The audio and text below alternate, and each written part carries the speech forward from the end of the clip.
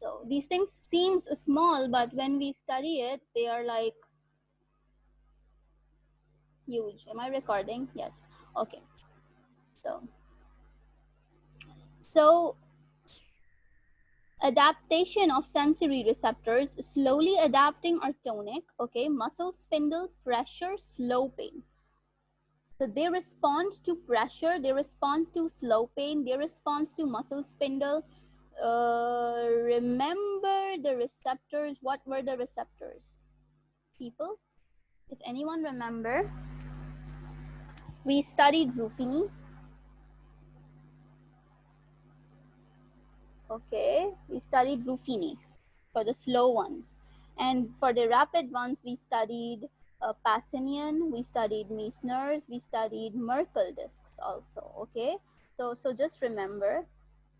So when we talk about slow pain and dragging pressure, that is sliding pressure, we were not talking about the A fibers. Okay, but when we were talking about the light touch, we were talking about A beta. So you know, all of these things are interconnected with each other if you kind of um, make a good concept of it. So what we were studying, that there are two types of adaptations, a slow and a fast one. So when we talk about a slow or a contracting phase, tonic means contraction and phasic means relaxation of that muscle spindle. Okay, so when we talk about this slow, it responds repetitively to a prolonged stimulus. That is, there is a stimulus that is firing, firing, firing. Okay, so you are having this process of summation. One stimulus, one stimulus, one stimulus, and it's making this long stimulus. It's like the rule of physics that we study in vectors. Okay, two small vectors make a long big vector. So it's like that, you know, with a direction. So it responds repetitively to a prolonged stimulus. Okay, and it detects a steady stimulus, that is a stimulus that is continuously firing, that is not, you know, that is in between. It's not ended up, it's not beginning, it's in between. It's a steady one, it's just going on. So this is like adaptation of one type. And the other type is it shows a decline in action potential frequency with the time in response to a constant stimulus. The same thing that I explained you in that sub minimal threshold. I told you that there is a stimulus coming and it has to reach the threshold. If it is not reaching the threshold, if it is somewhere in between, it can die. So in that particular case also, we see this adaptation. And in another one is there is a stimulus that reached depolarization level, but it is continuous because of any disease, for say uh, epilepsy. Okay, we have this constant firing. So what will happen, there will be a time limit to it. For example, we see the seizures in these patients with generalized tonic-clonic seizure. When we see this generalized epilepsy thing, the time duration is kind of 5 minutes. The time duration in books we read 5 minutes to 30 minutes, but in practical purposes we see it 5 minutes. Okay, so after 5 minutes, if it gets more than 5 minutes, it's like an emergency situation. We are not gonna deal that patient in home or in another setup. We have to immediately treat the patient as emergency protocols. So 5 minutes is that time limit of that continuous depolarization. But after 5 minutes, the patient from tonic phase goes into phasic phase. The patient from depolarization goes into repolarization. Why? Because of this type of adaptation, that in response to a constant stimulation with time, the action potential frequency declines. You're getting, people, my point?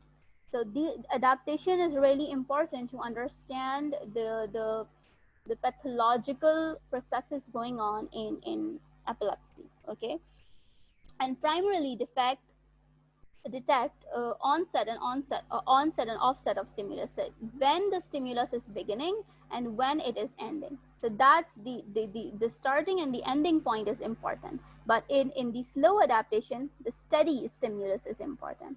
So in your book, in your BRS, the points that are highlighted in bold are important. Okay, so you have to remember these things. So remember steady stimulus with slow adaptation and prolonged stimulus response. And with rapid, you have to remember onset of a stimulus, and it responds to a constant stimulus, not prolonged one. So these things are important. That is what we call adaptation. Now, I told you some terminologies that were not in your book, like I've told you summation, okay? I told you sub-minimal stimulus or sub-threshold potential. I told you about the refractory periods that are not given in this book, in this chapter actually, the effective, the absolute and the relative refractory period, okay? And then I told you about a law that is all or none law. So remember that law also, okay? That's it. These are the terminologies that you need to remember. And this is all about the action potential. Now, tomorrow's lecture will be based on, today's lecture is quite long. We have make 40 minutes, 2 lectures, and now it's like approximately 8 minutes to, but this was important. Okay, so tomorrow we will kind of read this steps in sensory transduction. So it's same. It's all about the action potential again. Okay, so but there's a satisfaction that we read and nothing is left here. And then we will switch to this important topic of tomorrow, sensory pathways from the sensory receptor to the cerebral cortex. So please take this class. We will be studying the order of neurons, okay? And you will be studying this chart from page number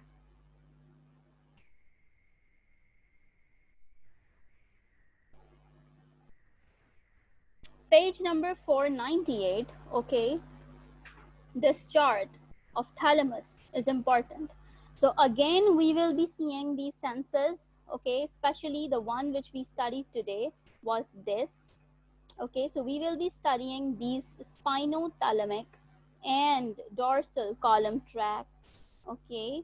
So tomorrow, our lecture will be on these sensory things, and we will be going to this diagram of the book.